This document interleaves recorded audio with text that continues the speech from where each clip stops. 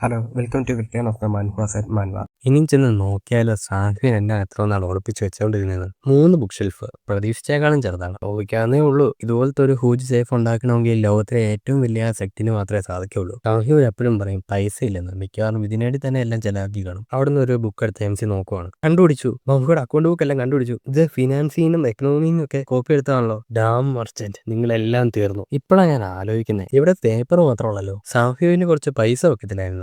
ആണെങ്കിൽ ഞാനാണെങ്കിൽ മോൺഫയ്ക്ക് വേണ്ടി മാത്രമല്ല, എനിക്ക് ഡ്രിങ്ക്സിനും മീറ്റിനും എല്ലാം ഉപയോഗിച്ചേ. ലാസ്റ്റ് ഓൾഡ് വൺ പൈസ വെച്ചിട്ടേ ഇല്ലേ. എന്തായാലും പേപ്പർ നോക്കാം. ഈ സെക്കൻഡ് ഷെൽഫിൽ എന്താ എടുത്ത് വെച്ചിരിക്കുന്നത്? ഇത് സീക്രട്ട് ടെക്നിക് അല്ലേ? ഇത് ഉപയോഗിച്ചിട്ടില്ലല്ലോ. വെയിറ്റ് എ സെക്കൻഡ്, ഇതെല്ലാം മോൺഫസെറ്റ് വേണ്ടെന്ന് വെച്ച് ഉപേക്ഷിച്ച ടെക്നിക്സ് അല്ലേ? സംഹുൻ ജാൻമുൻ, അദ്ദേഹത്തിന് ഇത് പൂർണ്ണമായും തള്ളിക്കളയാൻ സാധിച്ചില്ല. അദ്ദേഹം എല്ലാം ഇവിടെ സ്റ്റോർ ചെയ്ത് വെച്ചു. ഈ ഫസ്റ്റ് ബുക്ക് ഷെൽഫ് മോൺഫസെറ്റ് ലീഡറിന്റെ ഡ്യൂട്ടീസിനെ സിഗ്നിഫൈ ചെയ്യണമെങ്കിൽ, സെക്കൻഡ് ബുക്ക് ഷെൽഫ് അവരുടെ അറ്റാച്ച്മെന്റ്സ് അഫെക്ഷൻ എന്നാണ് പറയുന്നത്. വിഷമിക്കേണ്ട സംഹ്യു, ഞാൻ മാൻഹ്വാസെറ്റ് തിരിച്ചു കൊണ്ടുവരും. അതുമാത്രമല്ല, അത് ഞാൻ പഴയതിനേക്കാളും സ്ട്രോങ്ങർ ആക്കുകയും ചെയ്യും. ഈ തേർഡ് ബുക്ക് ഷെൽഫിൽ സ്ക്രോള് മാത്രമുള്ളല്ലോ. MC ആ സ്ക്രോളെ തുറന്നു നോക്കി. From set leader. ഇതിപ്പോൾ ആരെങ്കിലും വായിക്കുകയാണെങ്കിൽ അതിനർത്ഥം സെറ്റ് ലീഡറിനെ നേരത്തെ തന്നെ തീരുമാനിച്ചു എന്ന്. എനിക്ക് പറയാനുള്ള വാക്കുകൾ ഞാൻ ഈ ലെറ്ററിൽ എഴുതുന്നു. മാൻഹ്വാസെറ്റിന്റെ ലീഡർ എന്ന് പറയുന്നത് അവരെ ലീഡ് ചെയ്യുക മാത്രമല്ല, അവർക്ക് പ്രൊട്ടക്ഷനും മോട്ടിവേഷൻ നൽകുകയും കൂടിയാണ്. മാൻഹ്വാസെറ്റ് എന്ന് പറയുന്നത് അതിനെ ആർക്കും കൺട്രോൾ ചെയ്യാനോ ലീഡ് ചെയ്യാനോ സാധിക്കില്ല. അതിപ്പോൾ ഉയർച്ചയിലാണെങ്കിലും തകർച്ചയിലാണെങ്കിലും മോൺഫസെറ്റ് എപ്പോഴും മോൺഫസെറ്റ് ആയിരിക്കും. നിങ്ങളുടെ ആൻസിസ്റ്ററും പ്രൊഡസസറും ആയ ഞാൻ നിങ്ങളുടെ കയ്യിൽ ഒരു ഗ്രേറ്റ് റെസ്പോൺസിബിലിറ്റി ആണ് തരുന്നത്. The 21st set leader of great മോൺഫസെറ്റ് ചുൻമുൻ. ഇത് വായിച്ചിട്ട് MC ആ സ്ക്രോൾ എടുത്ത് വെക്കുന്നു. ശരിക്കും അദ്ദേഹത്തിന് എപ്പോഴും മറ്റുള്ളവരെ ശകാരിക്കാനാണ്. ശരി, എനിക്ക് ഇവിടുത്തെ പ്രത്യേകിച്ചൊന്നും കിട്ടിയില്ല. ഇത് മതിയാകും. എന്തായാലും ഏറ്റവും ഇമ്പോർട്ടന്റ്, എനിക്ക് ആ അക്കൗണ്ട് ബുക്ക് കിട്ടി. ഇത് ഞാനിപ്പോൾ തിരിച്ചു കൊണ്ടുപോവുകയാണെങ്കിൽ മോൺഫയുടെ ബിസിനസ് എല്ലാം തിരിച്ചെടുക്കാം. ഒരു മിനിറ്റ്, എന്തോ ഒരു കുഴപ്പമുണ്ടല്ലോ.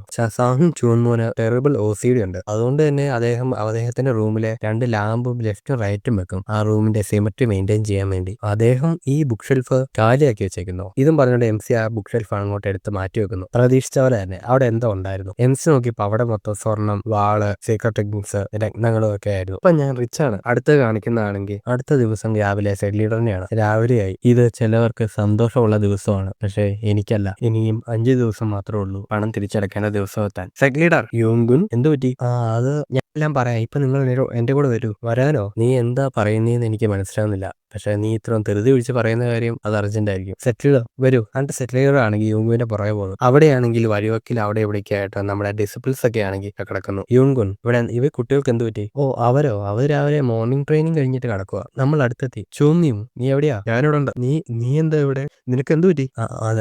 അതിനു മുമ്പ് നിങ്ങൾ ഇത് നോക്കി. എന്റെ കണ്ടീഷനാണ് ഇമ്പോർട്ടന്റ്. പക്ഷെ എന്താ നീ പറയുന്നത്? ഇത്ര ഇമ്പോർട്ടന്റ് ആയ കാര്യം എന്താ? എന്നിട്ട് സെറ്റിലേറ്റ് അവിടെ നോക്കിയപ്പം അവിടെ ഫുള്ള് സ്വർണ്ണവും ടെക്നിക്സും വാളും ഒക്കെ. ഇത് ഞാൻ ആക്സിഡന്റലായിട്ട് ഡിസ്കവർ ചെയ്തതാണ്. ഇത് നീ എങ്ങനെ കണ്ടുപിടിച്ചേ? ഓ, ഞാൻ ഒരുപാട് ട്രെയിൻ ചെയ്തതെന്ന് തോന്നുന്നു. ശരി, നീ റെസ്റ്റ് എടുത്തോ. ഈ തിളങ്ങുന്നതൊക്കെ ഇത് സ്വർണ്ണമല്ലേ? അതിനേക്കാൾ ഇമ്പോർട്ടന്റ് ആയിട്ട് ഇത് ഹോം പ്രിഫിസറിലെ അക്കൗണ്ട് ബുക്ക് അല്ലേ? ഓ, ഞാൻ തൊടണ്ട. തൊട്ടിട്ട് എന്തെങ്കിലും പോയി കഴിഞ്ഞാൽ അതിന്റെ ജീവിതത്തിലെ ഏറ്റവും വലിയ റിഗ്രറ്റ് ആയിരിക്കും. പിന്നെ ഇതും പറഞ്ഞോണ്ട് അവിടെ സെറ്റ് ലീഡർ നിലത്തേക്ക് ബോധം കിട്ടി വീഴുന്നു. സെറ്റ് ലീഡർ 7 പെംബ്ലോസം ഫോർ ടെക്നിക് റെക്കോർഡ്സ്. ആ ചെസ്റ്റ് നിങ്ങൾ അതൊക്കെ എടുത്തോണ്ട് വന്നോ? Yes set leader. നിങ്ങൾ എണീറ്റോ? പെട്ടെന്ന് ഫിനാൻസ് ആൻഡ് എക്കണോമി ഏജൻസിയിലെ ലീഡറിനെ കൊണ്ടുവരൂ. ഇതെല്ലാം റിയൽ ആണ്. നിങ്ങൾക്ക് ഉറപ്പാണോ? യെസ്, എനിക്ക് ഉറപ്പാണ്. ഇതെല്ലാം ഗവൺമെന്റിൽ നിന്നുള്ള റെക്കോർഡാണ്. അതുകൊണ്ട് തന്നെ നമുക്ക് ഇതിന്റെ വാലിഡിറ്റി ഉറപ്പാക്കാം. ഇതുവരെ നമുക്ക് ഹോം പ്രീസറിലെ ബിസിനസ് എല്ലാം ടേക്ക് ഓവർ ചെയ്യാം. പിന്നെ ഇതിന്റെ കൂടെ കിട്ടിയ ട്രഷേഴ്സ് എല്ലാം ഏതാണ്ട് 100,000 അങ്ങനെയേക്കാൾ കൂടുതലാണ്. ഇത് വളരെ സന്തോഷമുള്ള വാർത്തയാണ്. ആ കുട്ടി അവൻ വന്നതിന് ശേഷം എല്ലാം നല്ലതാണ് നടക്കുന്നത്. അതിനേക്കാൾ ഇമ്പോർട്ടന്റ് ആയിട്ട് ഈ അക്കൗണ്ട് ബുക്ക് എല്ലാം റിയൽ ആണെങ്കിൽ എനിക്ക് അവരെ നേരിടണം. കുറച്ച് ദിവസങ്ങൾക്ക് ശേഷം തള്ളാതെ വീഴും. നമ്മൾ മോൺഹുയുടെ അടുത്തെത്തി. എന്റെ പൈസ കിട്ടിയ ശേഷം ഞാൻ ഇനി വരയിലേക്ക് വരികയില്ല. എനിക്ക് ഈ മോൺഹു എനിക്ക് കാണുകയേ വേണ്ട. നമ്മൾ എന്തിനായിരിക്കും സെറ്റ് ലീഡറെ വിളിച്ചേക്കുന്നത്? പൈസ എല്ലാം സെറ്റ് ലീഡർ തയ്യാറാക്കി കാണുമോ? 100,000 അത് അത്ര ചെറിയ പൈസയല്ല. പുള്ളി നമ്മളെ വിളിച്ചേക്കുന്നത് മിക്കവാറും യാചിക്കാനായിരിക്കും. അയാൾക്കൊരിക്കലും ഇത്രയും പൈസ കുറഞ്ഞ സമയം കൊണ്ട് ഉണ്ടാക്കാൻ ഒരിക്കലും സാധിക്കില്ല. അപ്പം എനിക്ക് എന്റെ പൈസ കിട്ടില്ലേ? സദേൺ എഡ്ജ് സെറ്റിലെ ആളുകൾ ഇവിടെ വന്നതിന്റെ അർത്ഥം തന്നെ അവർക്ക് മോൺഹു ടെമ്പിളിൽ താല്പര്യമുണ്ടെന്നാ. എനിക്കിന്ന് പറഞ്ഞ പോലെ പൈസ കിട്ടുവാണെങ്കിൽ എനിക്ക് ജീവിതകാലം ഫുള്ള് ജോലി ചെയ്യേണ്ട ആവശ്യമേ ഇല്ല. എനിക്ക് ആ ഷോപ്പും റൺ ചെയ്യേണ്ട ആവശ്യമില്ല. എന്നിട്ട് അവരാണെങ്കിൽ മോൺഹു സെറ്റിന് അടുത്തെത്തി. ഓ, നിങ്ങൾ എത്തിയോ? സെറ്റ് ലീഡർ നിങ്ങളെ വെയിറ്റ് ചെയ്തിരിക്കുവായിരുന്നു. ഈ വഴി വരൂ. ഞങ്ങൾ സെറ്റ് ലീഡറിനെ ഗ്രീറ്റ് ചെയ്യുന്നു. ഞാൻ എല്ലാവരോടും നന്ദി പറയുന്നു ഞാൻ വിളിച്ചിട്ട് ഇവിടെ വന്നതിന്. അത് കുഴപ്പമൊന്നുമില്ല. ഞങ്ങളെ ബിസി ആണെങ്കിൽ പോലും സെറ്റ് ലീഡറിന്റെ അത്രയും ബിസി ഒന്നുമല്ല. പിന്നെ ഞങ്ങളെ വിളിച്ചേക്കുന്നതാണെങ്കിലോ സെറ്റ് ലീഡറും. നിങ്ങൾ എല്ലാവരും അടുത്ത് കാണും. അകത്തേക്കൊന്ന് ചായ കുടിക്കാം. സെറ്റ് ലീഡർ, ഞങ്ങൾ പറയുന്നത് തെറ്റായിരിക്കും, പക്ഷേ ഞങ്ങൾ മർച്ചൻസ് ആണ്. അതുകൊണ്ട് തന്നെ നേരിട്ട് കാര്യത്തിലേക്ക് കിടക്കാം. ശരി. ഞാൻ നിങ്ങളെല്ലാം ഇവിടെ വിളിച്ചതിന് കാരണം ആ കടത്തിനെക്കുറിച്ച് പറയാനാണ്. ഞാൻ കുറെ ആൾക്കാരെ കോൺടാക്ട് ചെയ്തു. പക്ഷേ പൈസ തരുന്ന ഒരാളെ പോലും കണ്ടുപിടിക്കാൻ സാധിച്ചില്ല. അതുകൊണ്ട് പറഞ്ഞ ദിവസത്തിൽ എനിക്ക് കടം തിരിച്ചടയ്ക്കാൻ പറ്റില്ല. സെറ്റിലീഡർ, ഞങ്ങൾ ആവശ്യത്തിന് സമയം തന്നു. ഞങ്ങൾ മെർച്ചൻസ് ആണ്. ഞങ്ങൾ പ്രോഫിറ്റബിളിയാണ് ജീവിക്കുന്നത് തന്നെ. അതുകൊണ്ട് ഇനിയും സമയം തരാൻ പറ്റില്ല. ഞാൻ നിങ്ങളെ വിളിച്ചത് അതുകൊണ്ട് തന്നെയാണ്. എനിക്ക് മുഴുവൻ പണം തിരിച്ചടയ്ക്കാൻ സാധിച്ചില്ലെങ്കിലും കുറച്ചൊക്കെ അടയ്ക്കാൻ പറ്റും. അതുകൊണ്ട് ഇവിടെയുള്ള ആരെങ്കിലും ഈ ഡേറ്റ് ഒന്ന് നീട്ടി വെക്കണം. ഞാൻ യാചിക്കുകയാണ്. മൗൻഹുവയ്ക്ക് ഒരു സഹായം ചെയ്യുക. ഇതും കണ്ടിട്ടാണ് എല്ലാവരും അവിടെ ഞെട്ടി നോക്കുക. ഇപ്പോൾ കാര്യങ്ങളെല്ലാം നേരെ ഓപ്പോസിറ്റ് ആയല്ലോ. അപ്പോൾ ഇങ്ങനെയാണല്ലേ പുള്ളി കാര്യങ്ങൾ നീക്കുന്നത്? എനിക്ക് മനസ്സിലാകുന്നേയില്ല. ഈ സെക്ലീഡർ അവനെ സഹായിക്കുവാണോ ഇല്ലെങ്കിൽ പണി കൊടുക്കുവാണോ? പക്ഷേ ഒരു കാര്യം ഉറപ്പാ, ഈ ഹുവാജിയോൻ അത്ര നിസ്സാരക്കാരനല്ല. ഈ മൗണ്ട് ഹോസറ്റിൽ കുറേ ടൂറിസ്റ്റുകൾ താമസിക്കുന്നുണ്ട്. അതുപോലെ തന്നെ ഇതിൻ്റെ ഫൗണ്ടേഷൻ എന്ന് പറയുന്നത് തന്നെ മാർഷൽ ആർട്സ് ആണ്. അതുകൊണ്ട് തന്നെ ഓരോ തീരുമാനങ്ങളും കൃത്യമായിരിക്കണം. ഇനി ഹുവാജിയോന് ആ സെക്ലീഡറിൻ്റെ ഗുണങ്ങളൊക്കെ ഉണ്ടോ എന്ന് നോക്കട്ടെ. സെക്ലീഡർ, ഞങ്ങൾ കൃത്യമായിട്ട് പറഞ്ഞില്ലേ ടൈം ഒന്നും വെട്ടിയെടുക്കാൻ പറ്റില്ലെന്ന്. എന്നിട്ട് നിങ്ങളിപ്പം എന്നെ തെറ്റിദ്ധരിക്കല്ലേ. ഞാൻ നിങ്ങളോട് മാത്രമല്ല ഇത് പറഞ്ഞേ. പവലിങ്ങുറക്കം ഇവിടെ ഇരിക്കുന്ന എല്ലാവരുടെയും പൈസ കൂട്ടിയാലാണ് 100,000 ഞാനിവിടെ ഓരോരുത്തർക്കും ഓരോ പൈസ കൊടുക്കുന്നുണ്ട്. അതുകൊണ്ടാണ് ഇവിടെ ഇരിക്കുന്ന എല്ലാവരോടുമായിട്ട് ഞാൻ ചോദിക്കുന്നത് ഈ ടൈം ഒന്ന് നീട്ടി വെക്കാൻ പറ്റുമെന്ന്. ഇത് കേട്ടിട്ടുണ്ടെങ്കിൽ കോങ് ഞെട്ടിപ്പോയി. അതിനർത്ഥം ടൈം നീട്ടാൻ താല്പര്യമില്ലാത്തവർക്ക് നിങ്ങൾ അപ്പം തന്നെ പൈസ കൊടുക്കുന്നതാണോ? ഇപ്പോഴും മൗണ്ട് ഹോസറ്റ് പാസ്റ്റുമായിട്ട് കമ്പയർ ചെയ്യുമ്പോൾ വീക്കാണ്. പക്ഷെ അതിനകത്തൊന്നുമില്ലെന്നല്ല. ഞങ്ങൾക്ക് കുറച്ചൊക്കെ അതിൻ്റെ പൈസ അടയ്ക്കാൻ പറ്റും. അതുകൊണ്ടാണ് നിങ്ങളോട് ഞങ്ങൾ ഈ ഒരു ദയ കാണിക്കണമെന്ന് ചോദിക്കുന്നത്. നിങ്ങൾ എന്താ പറയുന്നത് നിങ്ങൾക്ക് അറിയത്തില്ലേ? അതിനർത്ഥം ഇപ്പം സമയം നീട്ടി വെച്ചാൽ നിങ്ങൾ ഫ്യൂച്ചറിൽ ഞങ്ങൾക്ക് പൈസ തരുമെന്നാണോ? ഉറപ്പായും. സെറ്റിലീഡർ, ഞാനൊന്ന് ചോദിക്കട്ടെ, ഈ മൗണ്ട് ഹോസറ്റ് എപ്പോൾ വേണമെങ്കിൽ തകർന്നു പോകാം. അത് നിങ്ങൾക്കും അറിയാം, ഇവിടെ ഉള്ള എല്ലാവർക്കും അറിയാം. അപ്പോൾ നിങ്ങളുടെ വാക്ക് വിശ്വസിച്ച് എന്തിനു ടൈം ഡിലേ ചെയ്യണം? ഇനിയിപ്പോൾ ആ പൈസ നിങ്ങൾക്ക് തിരിച്ചടയ്ക്കാൻ സാധിച്ചില്ലെങ്കിൽ എന്ത് ചെയ്യും? അപ്പോൾ എന്തും നിങ്ങളുടെ വാക്ക് ഞങ്ങൾ കേൾക്കണം. മൗൻഹുയുടെ പേരിലും അതിൻ്റെ ചരിത്രത്തിൻ്റെ പേരിലും. അതുപോലെ സെറ്റിലീഡർ, നിങ്ങൾ കുറച്ച് അൺറീസണബിൾ അല്ലേ? നീ പറയുന്നു ഞാൻ അൺറീസണബിൾ ആണെന്ന്. അങ്ങനെയാണ് ഞാനൊരു ക്വസ്റ്റ്യൻ ചോദിക്കട്ടെ. ഈ മൗണ്ട് ഹോസറ്റ് നിങ്ങൾക്ക് എന്താണ്? അതിൻ്റെ പേരും ഹിസ്റ്ററിയും ഒരു വാല്യൂ പോലും ഇല്ലേ? ഈ മൗൻഹുയുടെ പേര് ആരാണ് താഴ്ത്തി കാണുക? ഇതിൻ്റെ ഹിസ്റ്ററി ആരാണ് പരിഹസിക്കുക? ഇപ്പോൾ വീക്കറായിരിക്കും. പക്ഷേ മൗണ്ട് ഹോസറ്റ് എപ്പോഴും ഹുവാൻ പ്രീഫെക്ചറിൽ തന്നെയായിരുന്നു ഇത്രയും കാലവും. മൗണ്ട് ഹോസറ്റ് അതിൻ്റെ എനർജിയും സ്പിരിറ്റും ഹിസ്റ്ററിയും എല്ലാം ഈ ഹുവാൻ പ്രീഫെക്ചറുമായിട്ട് ഇത്രയും കാലം ഷെയർ ചെയ്തിട്ടുമുണ്ട്. അതുകൊണ്ടാണ് ഞാൻ ചോദിക്കുന്നത് നിങ്ങളുടെ അടുത്ത്, ഈ മൗണ്ട് ഹോസറ്റ് നിങ്ങൾക്ക് എന്താണെന്ന്. അങ്ങനെയാണെങ്കിൽ ഞാനൊന്ന് സജസ്റ്റ് ചെയ്യട്ടെ.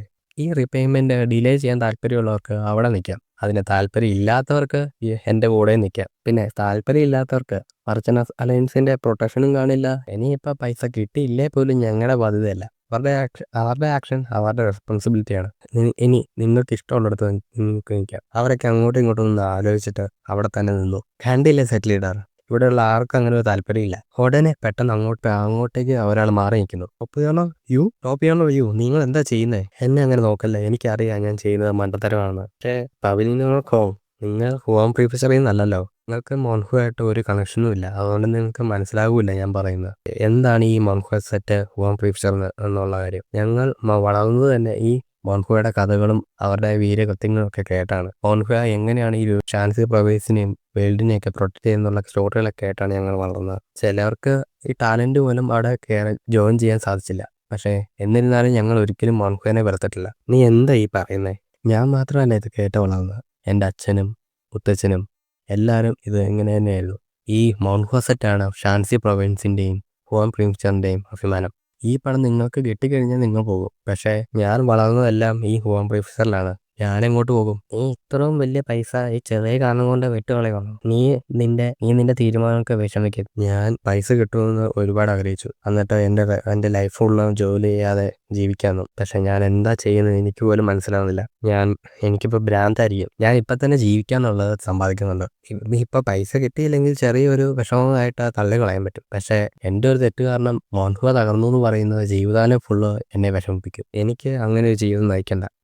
അങ്ങനെയാണെങ്കിൽ നിനക്ക് ഇഷ്ടമുള്ളത് ചെയ്തോ. ഒരാൾ മാറിയെന്നോർത്ത് ഒന്നും സംഭവിക്കാൻ പോകുന്നില്ല. ആര് പറഞ്ഞു ഒരാൾ മാത്രമാണെന്ന്? നോക്കുമ്പോൾ പെട്ടെന്നാണ് അങ്ങോട്ടേക്ക് കുറേ ആളുകൾ മാറി നിൽക്കുന്നു. എല്ലാം കണ്ടാണ് സെറ്റിലറും കോങ്ങും ഒന്ന് നോക്കി നിൽക്കുന്നു. എനിക്ക് വളരെ സന്തോഷമുണ്ട് ഇത്രയും പേര് മൗണ്ട് ഹോസറ്റിന്റെ കൂടെ ഉണ്ടെന്ന് ഓർത്ത്. വിയാൻ അത് കൊണ്ടുവരൂ. സെറ്റിലർ പെട്ടെന്ന് അങ്ങോട്ട് യുവാനാണ് കുറെ ബുക്കുകൾ കൊണ്ടുവെക്കുന്നത്. ഇത് മൗണ്ട്ഹുയുടെ അക്കൗണ്ട് ബുക്ക് അല്ലേ? മൗണ്ട് ഹോസറ്റ് ഇത്രയും കാലം നിങ്ങളുടെ ആൻസിസ്റ്റേഴ്സിനും നിങ്ങൾക്കും കുറെ സഹായം ചെയ്തു. പക്ഷേ നിങ്ങൾ അതിന് പകരമായിട്ട് ഞങ്ങളെ വഞ്ചിച്ചു. അതുകൊണ്ട് തന്നെ ഈ അക്കൗണ്ട് ബുക്ക് അനുസരിച്ച് മൗണ്ട് ഹോസറ്റ് അവരുടെ ബിസിനസ് എല്ലാം ഏറ്റെടുക്കും. അതിൻ്റെ ഒപ്പം തന്നെ ഈ ബിസിനസ് വെച്ച് നിങ്ങൾ ഇത്രയും കാലം സമ്പാദിച്ചതും.